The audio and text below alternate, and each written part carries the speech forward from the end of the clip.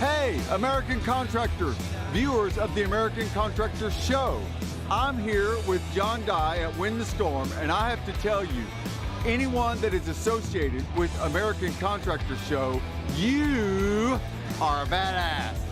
Big shout out to American Contractor Show. If you don't know, you definitely need to check out the Storm Summit. They're doing it in excellence. Check them out. Hey, what's up? This is your friend, Francisco Serrano. If you haven't checked it out, American Contractor Show, YouTube channel, Facebook channel, Twitter, Instagram, all the platforms, you need to go them, like them, start learning about your craft. Hey, I'm Matt Danskin with Restoration Referral System. Check out the American Contractor Show. The truck that they've got is awesome. Everything else that they have going on.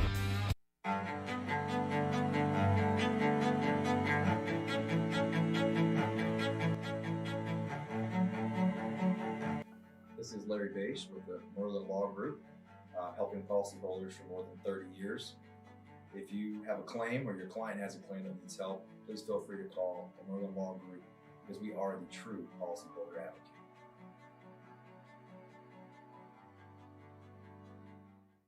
C3 was eager to help us, and even whenever we weren't giving them work, they were still eager to give advice. The things that they were putting out for the for changing from DMO to RFG and giving that to the industry and not charging anything for it, I thought was really cool.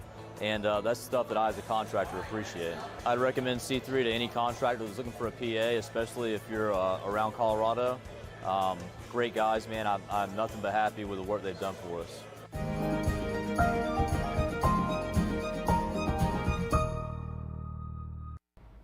What's up, everybody? I'm meteorologist Andrea Myers, bringing you guys your daily hail forecast, sponsored as always by C3 Group, Merlin Law Group, and American Contractor. You guys can go ahead and check them out in the description to this video.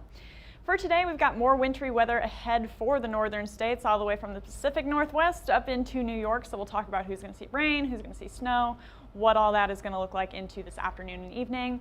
And then we're keeping an eye on Friday. So we're moving into the slow season. It's pretty cold across the nation, but we could have a shot at seeing a couple of severe storms in Texas on Friday with a trough that's moving through. So we're going to take a look at the setup for that. And then last but not least, looking at your Tuesday roofing forecast for Denver, Dallas, and OKC. But before we get into all of our weather, let's check out our upcoming events here. The only one of those right now is going to be the Job Nimbus Solutions Summit, but this one is going to be an awesome one, guys. It's going to be in Cabo San Lucas, Mexico. So if you guys are looking for a warmer place to go this time of year and want to hang out, talk some weather, talk some roofing, come see us at the Hard Rock Los Cabos All-Inclusive Resort from December 6th through the 9th. So looking forward to seeing you guys there. So for our current conditions into today, like I said, it's going to be mostly cool across the southern states, and then we've got those wintry conditions hanging out up north. So if you guys are in the Pacific Northwest or in New York, that's where our attention is going to be focused for today's video for any inclement weather into today. So right now, through the Great Lakes region, we've got some cloud cover moving through, as well as a wintry mix in some of this area. And we could see some lake effect snow starting to move off of, I believe this is Lake Ontario, through into New York, into the Waterton, Buffalo region. So we're going to take a look at how much you're expecting into this afternoon and evening and when that's going to start. And then more cloud cover to go around all the way from Washington into Montana today. A little bit of precipitation here and there, but this is really where we're watching for a flood watch into today through tomorrow. We're going to see plenty of rain to go around, so if you guys are in any flood prone areas, we're going to want to keep an eye out on that rain for today. And then for the rest of us, again, pretty calm, pretty cool conditions across the nation. Sitting at 70 degrees in Dallas, 73 in Houston, so really nice if you guys are in the southern plains right now. But then once we work our way up into the Ohio Valley, we're sinking down into the mid-40s and staying just above freezing through the Great Lakes region there, where we're going to see those snow chances, and then working our way up into the mid-50s for Portland and LA into the current hour. So pleasant across the nation really for most of us. We do have a couple of watches and warnings in effect. The first of those is going to be through the Washington area. So if you guys are anywhere around Seattle, you guys have a flood watch active for you guys. Not showing up here, but we do have a flood watch through this area right now. That's going to last until Thursday morning. So if you guys are in those areas, we could see a couple of inches of rain combined with some snow melt that we have in the area. And all of that could cause rivers, creeks, streams, floodplains to see some water accumulation into today through tomorrow and through into Thursday. So just keep an eye out for that. You're going to get some pretty consistent rain through the area, causing some flooding. Then if you guys are in central Montana, we have a high wind warning and a high wind watch. So the high wind warning is going to be till Thursday at 6 a.m. Going to be some pretty strong consistent winds, but then we could see gusts up to 90 miles an hour, guys. So secure anything loose that you have lying around through the area, because that could easily get blown away with that kind of wind. And these aren't going to be thunderstorm associated. This is just a pretty consistent westward dry wind that's going to be happening here. So we also got some fire weather risks. But if you're in the area, 90-mile-an-hour gusts possible through this part of Montana. And then once we get into the central part of Montana, we have a high wind watch, and that's going to be 65-mile-an-hour gusts. So not close to 90, not as crazy as that, but we still could see some severe gusts, and that can blow around all your lawn furniture, anything you have sitting outside. So again, just be aware of that. And then last but not least, a winter weather advisory for the western part of New York. Here we're going to get some lake effect snow into this evening through tomorrow morning, and through here we could see 3 to 5 inches of snow with any of those bands that move onshore. So again, you guys are no stranger to lake effect snow out there, but make sure you're prepared for it as you're traveling through the area. So here's what we have for you guys if you guys are up in Washington for that flooding. So here's our future radar starting now. We've got all this precipitation that we saw on our current conditions map, and that's going to continue to move over the area into this afternoon and evening. Here we are by 7 p.m. Central Time, so that's 5 p.m. Seattle time, right when you guys are getting out of work. Still seeing plenty of showers through the area, and again, it's not just this rain that's causing that flooding, it's that combined with the snow that's melting in the upper elevations right now that could bring some flood conditions through the area. So we're going to see that rain continue through this afternoon and evening. Then it's going to start to taper off by the early morning hours. This is by 2 a.m. Into tomorrow morning.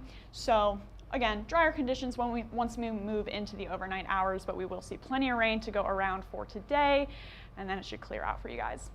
Then up into New York, we're going to have that lake effect snow risk. So really dry early in the morning, but then once we get to 9 p.m. Central Time, so that's 10 p.m. for you guys, we start to see these bands move onshore. You can see some heavier precipitation here, moving off of the Great Lakes into New York along 81 here. We could see just snow dumping through this corridor. 3 to 5 inches for you guys. So again, if you're traveling into tonight, that's something you want to stay aware of. This is going to be overnight. Heavy snow, so conditions traveling will be, roads will be slippery, visibility will be poor.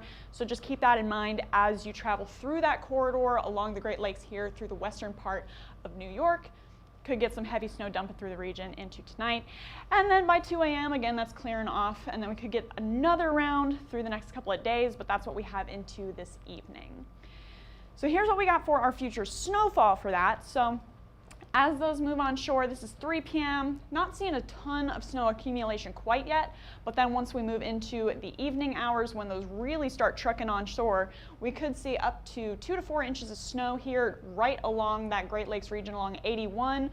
We could see that start to just, again, dump snow through the area as that moves off the lake and onto shore. So we're going to see some heavier snow accumulations right there. Again, 2 to 4 inches of snow. This is by 12 p.m. on Wednesday. So, and then it should taper off until we get the next band of lake effect moving through. So since we're talking about snow, no severe hail expected into today, no severe hail expected into tomorrow either, but Friday could be a different story. So we're seeing mostly wintry conditions for the north. Really for you guys, severe weather season is not much of a question right now as we get those freezing temperatures moving through the area. We've got this trough that's been dipping down through the east that's going to continue to push its way off of shore.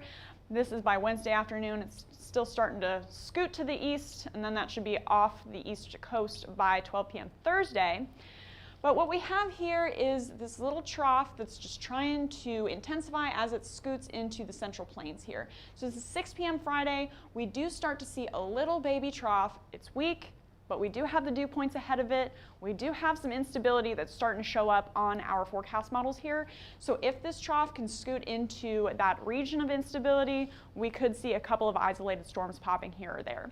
So here's what our dew points look like. This is another good indicator of whether or not we'll get severe weather. If it's super dry like this, not a chance. But once we start to see these green values returning up from the Gulf Coast, that's when we could say, maybe we could get a storm or two over here. So here's Texas by 12 p.m. Wednesday, starting to get that moisture return.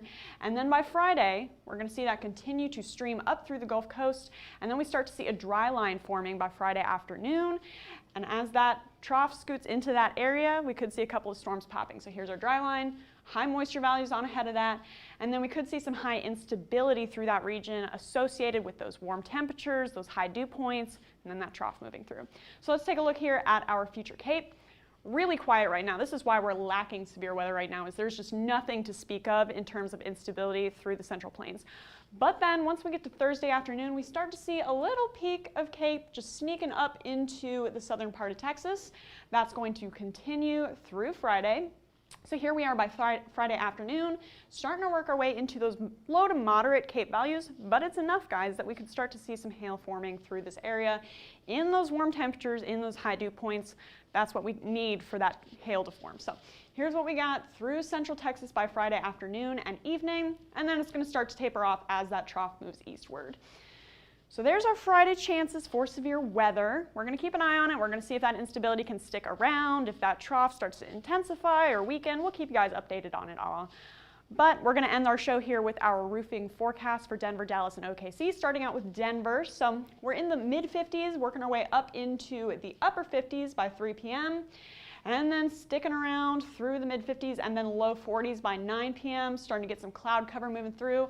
And then it should cool off a little bit faster than this model is showing, into the low 40s by the early overnight hours for you guys, and mostly clear skies into the early overnight hours as well. Then into Dallas, another pleasant day for us, working our way into the mid-70s by 3 p.m., partly cloudy, and then working our way down into the low 60s by 9 p.m., mostly clear again, so it should be a really pleasant night for you guys, mid-50s by 3 a.m. So not too much to talk about for Denver, Dallas, and OKC in terms of severe weather, but go ahead and enjoy that pleasant weather that's sitting around as we wait for that next band to move through. Oklahoma City should be at 71 by 3 p.m., right after you're getting off of work, 62 by 6 p.m., clear skies all the way through the late evening and early overnight hours, down to 44 degrees by 3 a.m. So it should be a really nice day for all of us, Denver, Dallas, and OKC. Enjoy that, as we wait for that band of severe weather to possibly return on Fridays. Stay tuned to these videos and we'll keep you guys updated. You guys can follow us on YouTube, Facebook, Instagram, and Twitter. Hit See First on Facebook so you never miss a live video. And then if you want to get in contact with us, you can call us at 855-334-4245. You can also email us if you'd rather at info@hailtrace.com. Or if you haven't already, check out our website, hailtrace.com, for more details on who we are and what we do. We love hearing from you guys, and as always, we will keep you updated. But for now, I'm meteorologist Andrew Myers. Thanks for watching.